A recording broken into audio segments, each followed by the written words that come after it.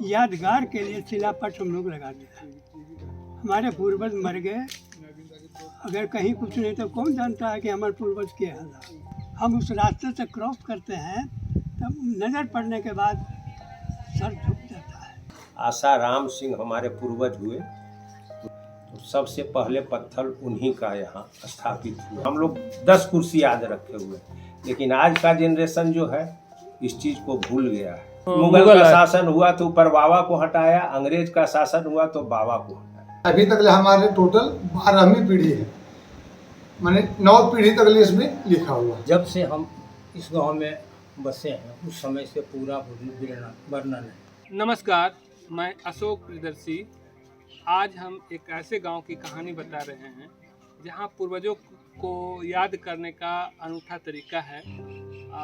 आमतौर पे लोग 1-2 पीढ़ी के बाद भूल जाते हैं, लेकिन यहाँ पे अपने पुराने से पुराने पीढ़ी को याद रखते हैं और याद करने का एक तरीका बनाया है, सलीका बनाया है। तो हम इनसे समझने की कोशिश करते हैं कि कब से ये परंपरा चली आ रही है।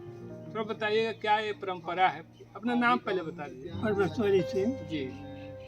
ये परंपरा जो है यादगार के लिए शिलापट हम लोग लगाते हैं। हमारे पूर्वज मर गए, अगर कहीं कुछ नहीं तो कौन जानता है कि हमारे पूर्वज के हाल। इसीलिए बजाता हम लोग शिलापट लिख करके और उसको स्थापित करते हैं। उसके लिए अलग जगह निर्धारित है। अच्छा। खास करके वो पसलगढ़वा नाम से वो प्रसिद्ध है। अच्छा। यहाँ वहाँ आप देखेंगे शिलापट लगा हुआ है। पहले पढ़े लिखे हुए नहीं थे, आरसा भाव था, सीधे पत्थर गढ़ देते थे। अब जो है मतलब तब अगर पत्थर है उस पर खुदाई कर देते हैं। उनका पूरा इतिहास, जन्म, मरण और उससे भी अब बढ़ गए तो संगमरमर पर लिखा करके शिलापट लगता है। और उसका वर्ष में का जो तिथि है पूजा पाठ, फूल माला सब श्रद्धांजलि अर्पित करते हैं। हाँ, जो भी लगाया हुआ है सब लोग सब जब भी बरसी रहता है पूजा करते हाँ हैं। तो अच्छा तरीका है। हाँ, बहुत कि अच्छा अपने पूर्वजों को याद करते हैं। तो उसमें क्या जितना पत्थर है सब एक आदमी के लिए है कि उनके पूरे परिवार के लिए क्या है? नहीं, वो तो एक एक आदमी के लिए। हम मरे हैं हाँ। तो हमरा अलग लगा। अच्छा।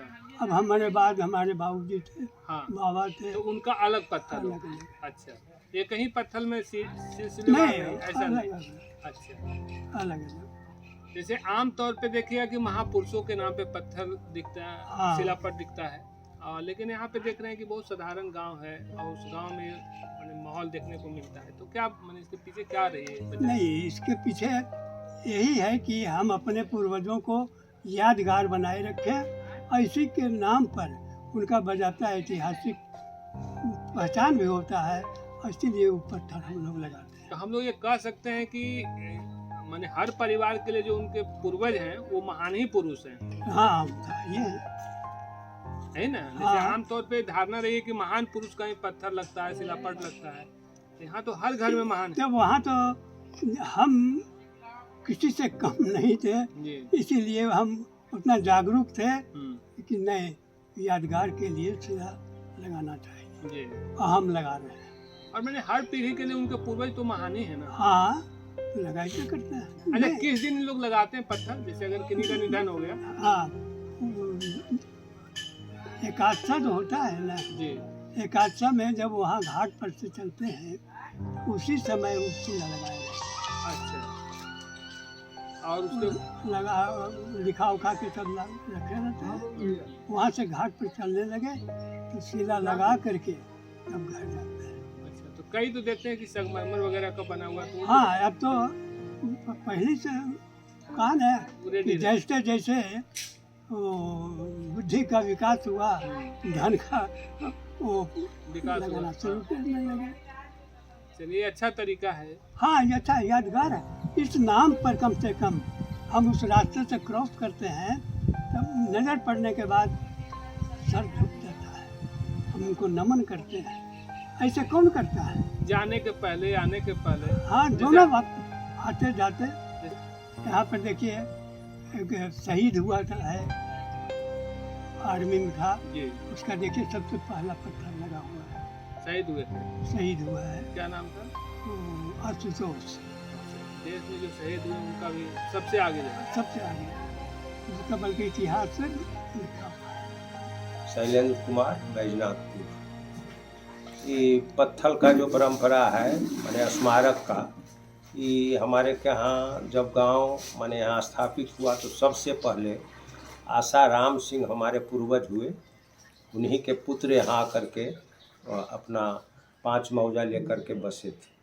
तो सबसे पहले पत्थल उन्हीं का यहाँ स्थापित हुआ, माने उनके पुण्यतिथि पर स्थापित हुआ।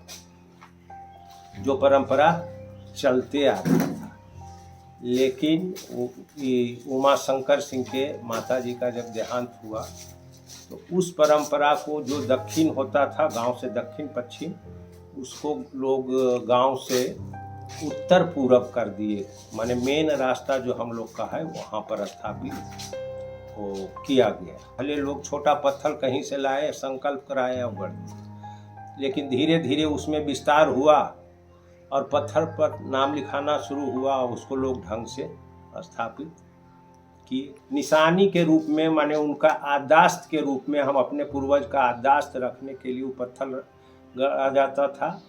अपन कम आदमी था, कम परिवार था, तो पता था कि हमारा बाबा की पत्थर है, हमारा पिताजी का ही पत्थर है, हमारा पिता। लेकिन जब ज़्यादा लोग हुए तो पत्थर से तो नहीं पता, तो नाम ई भी बढ़ा, तो नाम लिखा करके संगमरमर पर या कोई भी पत्थर पर नाम लिखा करके लोग उसको स्थापित करना शुरू कर दिए। पत्थर जो गढ़ा जाता है, हमारे पूर्वज जो हैं हमारे लिए पूजनीय हैं और पूज्य हैं, उनका एक तरह से समाधि बना दिया गया। हर एक त्यौहार, हर एक पर्व, हर एक उत्सव में हम उनका पूजा करते हैं, अगरबत्ती दिखाए, प्रसाद चढ़ाए, ये सब होता है। वहाँ आदि किए जाते हैं कि हमारे पूर्वज हैं। हमारे बच्चा लोग भी पूछता है यह क्या है, तो हम लोग बताते हैं कि तुम्हारी परमामा है, ये मामा है, ये चाची है, ये दादा हैं। इस तरह से अपने पिताजी के नाम तक ही लोग जानता है। जैसे हम लोग आसाराम सिंह, हमारे पूर्वज हुए छत्तू सिंह, उसके बाद हमारे पूर्वज हुए विद्या प्रसाद सिंह, हमारे परबाबा हुए रास बिहारी प्रसाद सिंह, हमारे बाबा हुए रामशरण प्रसाद सिंह, उसके बाद पिताजी हैं। तो हम लोग 10 कुर्सी याद रखे हुए, लेकिन आज का जनरेशन जो है इस चीज़ को भूल गया है। वो हमारे के यहाँ एक हमारे चचा लगते थे, तो वो कहते थे कि मुगल का शासन हुआ तो परबाबा को हटाया, अंग्रेज का शासन हुआ तो बाबा को हटाया। ऐसे केवाला लोग करवाता था, तो उसमें पूर्वज का नाम लिखाता था, परबाबा, बाबा, पिताजी का नाम लिखा था। अब जो है पिताजी तक ही बने। साकिब रोशन, ये हमारे पूर्वज हुए बाबू आशा राम सिंह जी, उनसे लेकर हम तक हमारे दादाजी राम रक्षा प्रसाद, ये उन्होंने पूरा वंशावली तैयार किया है, ऊपर से लेकर के नीचे तक। अभी तक हमारे टोटल 12वीं पीढ़ी है, माने 9 पीढ़ी तक इसमें लिखा हुआ है।